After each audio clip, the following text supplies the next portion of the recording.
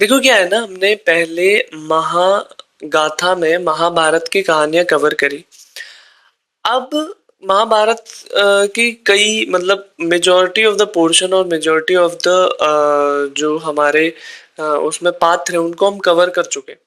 अब क्या है, हम महागाथा सीरीज शुरू कर रहे हैं जिसमें देखो, चाहे वो त्रेता हो, सतयुग हो, द्वापर हो, कलयुग है, उनमें कुछ ना कुछ चाहे वो भगवान का अवतार आया हो, चाहे वो भगवान का अवतार किसी राक्षस के रूप में आया हो, या फिर ये जो भी कुछ हुआ है ना, ये महागाथा से रिलेटेड है। और महागाथा एक मतलब आप इसको ऐसे समझ सकते हो, हायर स्टोरी है।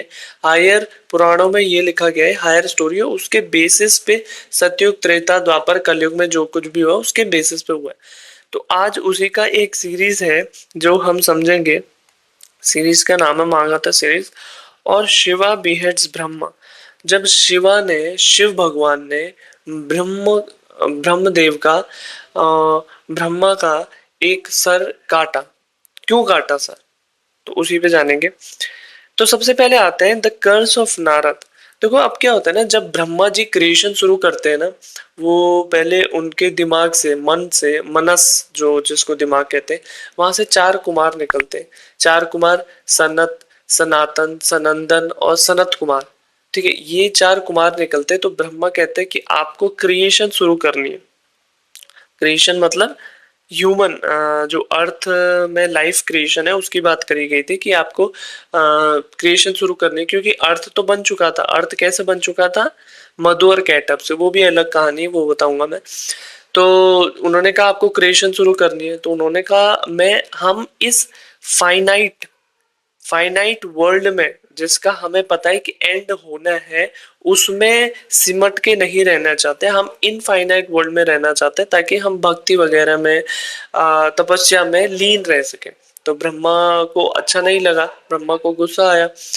तो जब ब्रह्मा को गुस्सा आता है ना, और हाँ, उससे पहले जो चार कुमार थे ना, जो सबसे पहले पुत्र थे ब्रह्मा के, उन्होंने ये वरदान ब्रह्मा से मांग लिया कि मतलब रिक्वेस्ट करके कि हमें ये वरदान दो कि हम कभी बड़े ही ना हो। तो वो चार सेज, चार तपस्वी, चार ऋषि ऐसे हैं, कुमारा, चार कुमारा जिनका मैंने नाम लिया, सनक, सनातन, सनंदन, सनत कुमार। तो वो उनका कभी एज ही नहीं होती, वो मतलब वो लाइफ टाइम नॉलेज गेन और नॉलेज रिसीव ही करेंगे, उनकी एज नहीं होगी। तो जब ऐसा हुआ तो उन्होंने मना कर दिया कि हम क्रिएशन में हेल्प नहीं कर सकते, हम इस फाइनाइट वर्ल्ड में नहीं रहना चाहते। तो फिर ब्रह्मा को गुस्सा आया। जब उनको गुस्सा आया तो वहां से उत्पन्न हुआ रुद्र का। अब रुद्र ये ब्रह्मा से उत्पन्न हुआ, पर ये किसका काम था? पर ब्रह्म का। पर ब्रह्म, पर ब्रह्म कौन है? पर ब्रह्म विष्णु, ब्रह्मा, शिवा से ऊपर है पर ब्रह्म। तो उनको पता था, हमने विष्णु को इस सृष्टि इन द सन यूनिवर्स में हमने पोजीशन कर दिया है। उसके बाद जो विष्णु है, उनके नाभि से कमल निकला और वहां पर ब्रह्मा का क्रिएशन हो गया है। उसके बाद ब्रह्मा के गुस्से से, एंगर से रुद्र उत्पन्न हुए। ठीक है, रुद्र उत्पन्न हुए तो रुद्र को शिवा का रूप में माना जाता है। तो ब्रह्मा ने कहा रुद्र को कि आप क्रिएशन करो। तो रुद्र ने अपने जैसे ही 11 रुद्र कर दिया। अब एक शिवा को संभालना इतना मुश्किल है, 11 शिवा, 11 रुद्र।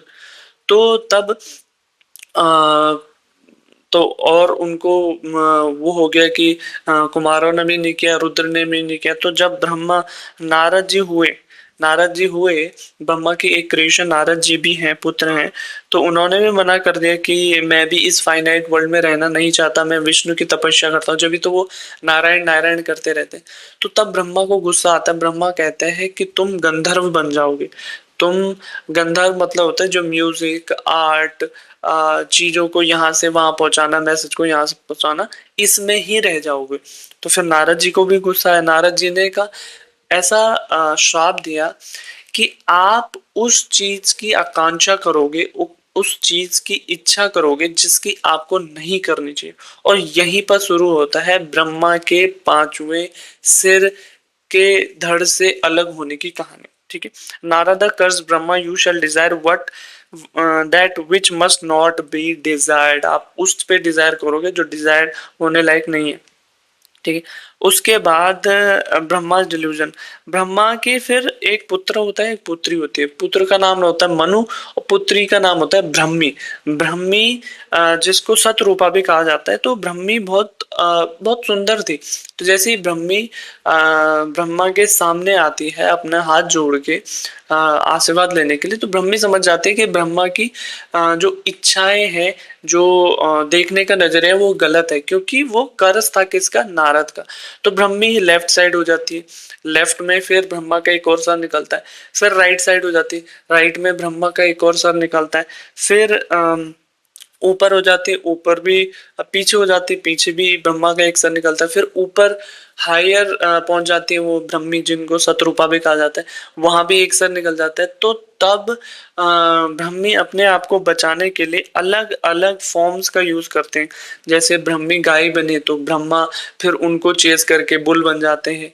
मतलब हर एक जानवर, हर एक कीड़ा, हर एक पक्षी का रूप ब्रह्मी धारण करती है, और ब्रह्मा उसी का मेल काउंटर पार्ट धारण कर लेते हैं, और ऐसे माना जाता है कि क्रिएशन हुई है। ठीक है। उसके बाद क्या होता है कि अब शिवा को आता है गुस्सा।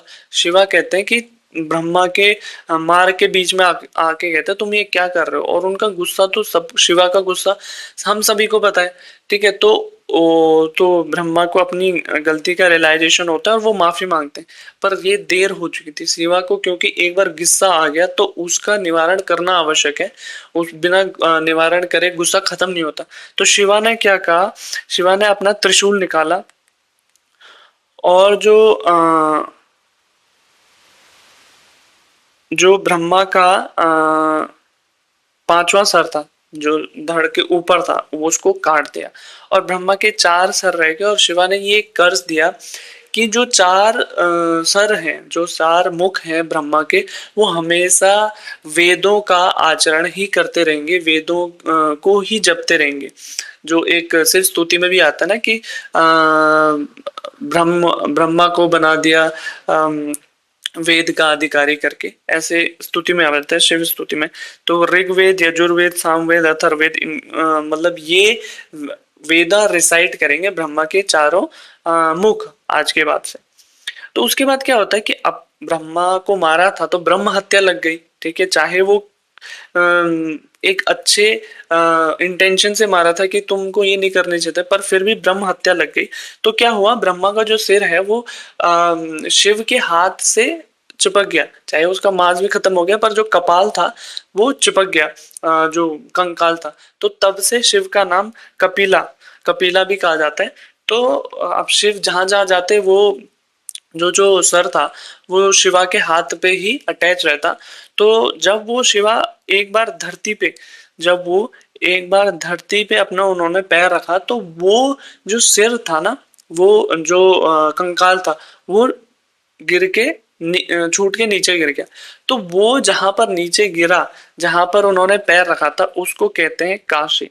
इसीलिए कहते हैं कि Hence Kashi became the associated with liberation and absolution, मतलब लिबरेशन का केंद्र माना जाता है काशी, क्योंकि सबसे पहले शिव का जब पैर पड़ा था तो उनका जो हाथ से ब्रह्मा का सिर था, जो कंकाल था, वो नीचे गिर गया था, क्योंकि कहीं से भी वो नीचे नहीं गिर रहा था, कहीं से भी और डिटैच नहीं हो रहा था हाथ से।